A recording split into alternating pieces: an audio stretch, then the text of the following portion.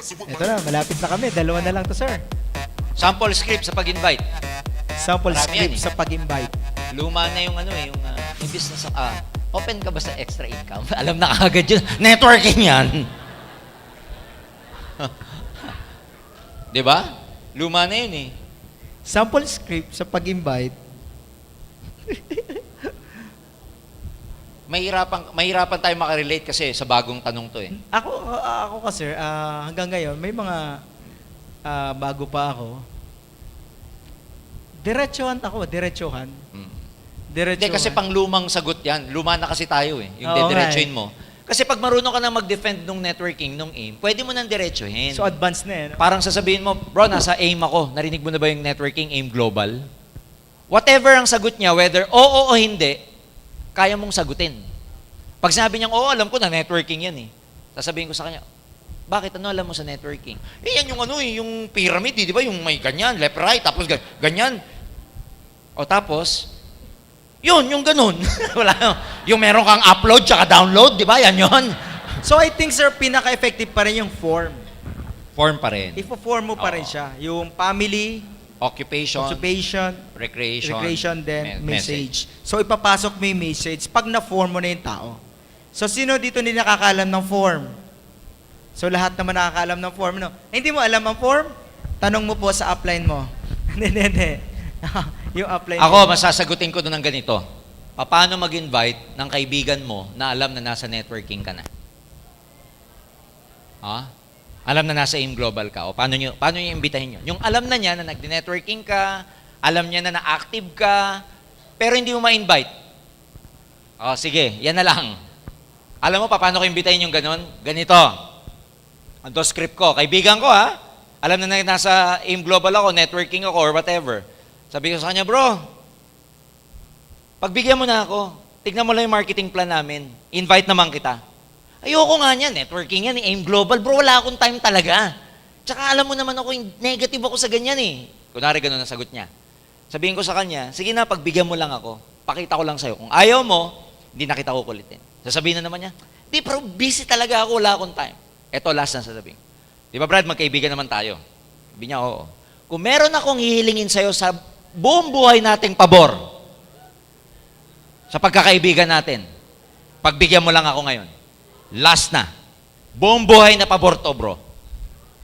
Pag nagustuhan mo, pag hindi mo nagustuhan, hindi na kita kukulitin. Pagbigyan mo lang ako ng isang beses. After this, hindi ka na makakarinig sa akin. Pagbigyan mo lang ako. Tanong, makakahindi, hindi. Ikaw man, sabihin man sa'yo yun eh. Sabihin sa'yo nag-i-invite na, pabor na tatanawin ko, utang na loob habang buhay. Pagbigyan mo lang ako. Pangalawang selling point doon, pag nakita mo, hindi na uli kita kukulitin. Bibigay ka hindi. Sabi mo sa sarili mo, sige na nga, parang hindi na ako kulitin ito. Kaya nakukuha ko yung mga kaibigan ko, kahit na alam nilang nagdi-networking na ako. Dinadaan ko sa ganun. Yes. Maliwanag. Nanay ng downline nyo, o kaya tatay ng downline nyo, o kaya asawa, negative. Ano gagawin niya? Pa-home party ka sa bahay. Pag nag-home party sa bahay, di ba, invite. Ako, ginagawa ko to dati kasi meron downline ako nung araw, Roy. Babae, estudyante, ang sipag. Kaya lang problema ko sa kanya, every time na nagkikita kami, motivate mo naman ako. Nanay, tatay ko, napaka-negative. Pinahihinto na ako, hinto na ba ako upline? Siyempre, ikaw upline ka, ano gagawin mo? Ayaw mo mawala. Bomba ka. Buhay na naman siya. Grabe upline, grabe talaga. Tuloy ako. Tuloy ito upline. Patay kong patay ito upline. After 1 week, balik sa akin, bagsak na naman ang tuka. Upline mo. Pinalalayos na ako upline. Ang sipag. Bomba na naman ako. Lagi na lang kaming ganon. Sabi ko sa kanya, sige nga, pa-home party ka nga sa inyo. Kunwari, mag-imbita ka ng mga kaibigan mo, kapitbahay, pero ang target ko talaga doon, yung nanay, tatay mo, Sige, nandun sila sa Sabado. Sige, pa-home party yung bata. OPP ako. Mga nanay, tatay, dinadaan-daanan lang ako. Nakikinig. Pagkatapos, syempre, may konting pamerienda.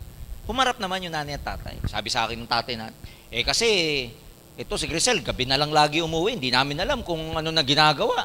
Tapos pagka Pagka uwi, hindi pa matutulog kung ano nung bilog-bilog yung ginagawa sa... Di ako, pinakikinggan ko lang.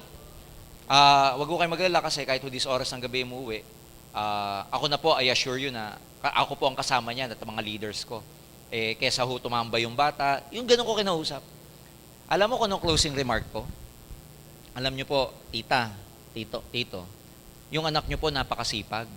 Gustong-gusto ko pong tulungan kasi nakita ko po sa kanya yung determination. Pero alam niyo po kung may unang-unang tutulong dyan, hindi po ako. Kung may unang tutulong dyan, kayo po. Kasi hindi ko siya kaano-ano eh. Tapos ganun mukha ko.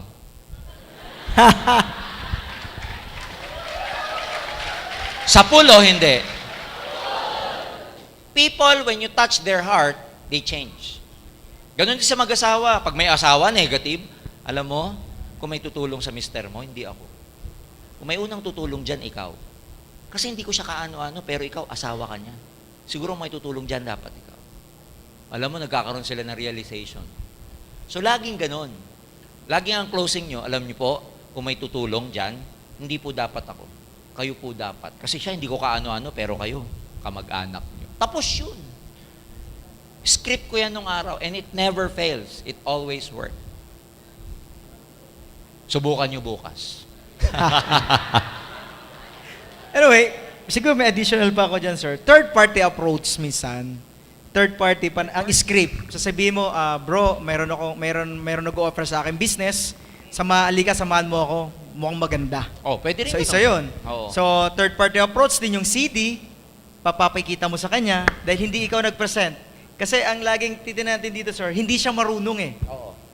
Kaya kagamit siya ng technique or script kasi hindi siya marunong eh. Yun, yung pwedeng panoorin mo siya ng CD. O kaya, sabihin mo, samahan mo ka sa office, may pinapakita sa aking business, kailangan ko ng kasama. Pwede yun. Tapos si-apply na ang Kasi ang Sabi. goal mo, mapakita ang business or ma-share ang business. So, third party effective pa rin. Parang pagbebenta nung shampoo na Shampoo. pampahaba. Oo Yung nga. siyempre, katulad ko, panot na, di ba? Napapanot na. Bebenta mo ng direct na shampoo ng pampatubra Masasaktan ka. Oo, ma-offend ako. So, gagamit ka ng, Roy, may kilala ka bang medyo Panot? hindi naman, medyo naglalagas ng buhok kasi may produkto ako effective eh. So baka gusto, yung friend mo, baka pwede sa kanya to. Sasabihin ko, oh, pwede ako dyan. Oo nga, third party. So third party, siguro effective ito. Until now kasi, nagagamit ko pa rin sa third party. Hanggang ngayon. Okay, sir. Ayan. It always work yung mga ganyan. Katulad ko nung araw. Bro, may kilala ka bang gustong kumita ng 20,000? Additional part-time? Kasi yung friend ko, negosyante. Naghahanap siya, nagpapahire sa akin, baka may kilala daw ako. Correct. Naisip kita, di ba marami kang kilala? Oo. Bro, part-time, 20,000, may kilala ka. Sasabihin nun, pwede ba ako dyan? Ako na lang. Tinan ko, pag-isipan ko. Pagka sinabi niyang pwede ba siya, alam mo sabihin ko, busy ka Brad, wag, iba na lang. Yo. Ikaw naman kunwari yung pakipot. Ayaw. Kasi ang tao parang ganoon, parang buhangin. Pag lalo mong hinawakan, lalo natatapon. Correct. Hayaan mo lang. Third party. Third party. Third party. The best approach is third party. So, wag didiretsuhin. Gagamit ka ng iba. Okay. Alright?